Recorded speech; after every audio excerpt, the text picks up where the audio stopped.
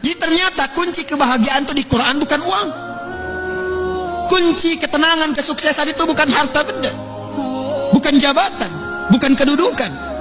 Bahkan tidak sedikit orang yang telah mendapatkan kedudukan, bahkan tinggi kedudukannya, masih ingin menambah karena belum merasakan ketenangan dan kenyamanan. Bukankah Anda perhatikan orang-orang yang terjebak dalam korupsi itu, perbuatan-perbuatan mungkar itu, bukankah kalau diperhatikan hartanya sudah melimpah, kedudukannya kadang-kadang sudah tinggi?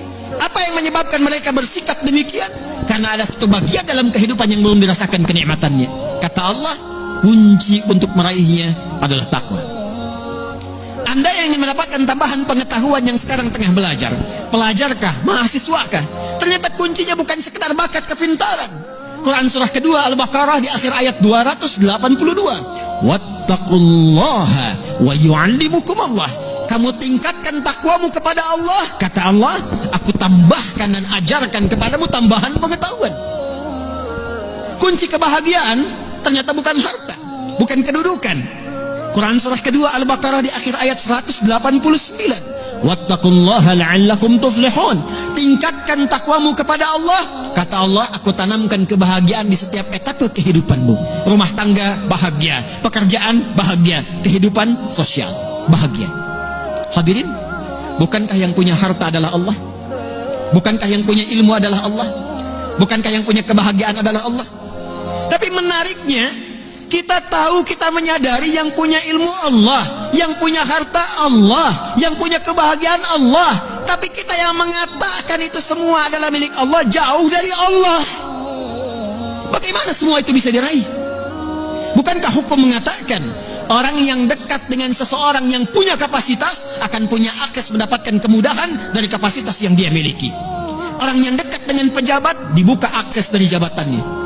Orang yang punya kedekatan dengan orang yang punya harta dibuka kelapangan untuk mendapatkan bagian dari hartanya. Hukum itu berlaku. Seseorang yang dekat dengan Allah, apa yang sulit bagi Allah untuk melimpahkan kepada hambanya. Jadi problemnya, kalau ada orang sukses di pekerjaan, kurang bahagia di rumah tangga, mungkin mohon maaf bukan karena kurang dolarnya, bukan karena kurang hartanya, boleh jadi yang kurang takwanya. Kalau ada orang yang merasakan kurang mendapatkan kedudukan, bukan kurang tingginya, bukan kurang hebatnya, mungkin yang kurang takwanya. Kalau ada yang merasakan ini utang piutang kenapa belum lunas juga, ini kesulitan kenapa seringkali ada di hadapan, mungkin yang kurang hebat, yang dituntut dari Anda bukan kehebatan ikhtiarnya, bukan ilmunya, bukan tenaganya, barangkali yang kurang takwanya. Itu yang menjadikan Nabi seringkali mengingatkan kepada setiap umatnya dari sejak zaman sahabat ridwanullahu alaihim jami'a, yang diteruskan dengan riwayat sampai ke kita. Tidak sedikit kalimat Nabi yang pertama disampaikan nasihatnya, takwa. Al-Imam An-Nawawi rahimahullah saking pentingnya dengan takwa ini menyantumkan nomor hadis ke-18 dari Al-Arba'innya an Mu'adz bin Jabal wa Jundub bin Junadah radhiyallahu ta'ala anhuma an Nabi sallallahu alaihi wasallam qala ittaqillaha haitsu ma kunta wa atbi' sayyi'atal hasanata tamhuha. Bahkan kata Nabi, kalau Anda ingin jadi orang baik, orang hebat, orang yang mudah didambakan di setiap keadaan, bertakwalah kepada Allah. Ketika takwanya meningkat, keburukannya Allah tutupi, kebaikannya nampak. Siapa yang tidak senang dengan orang baik?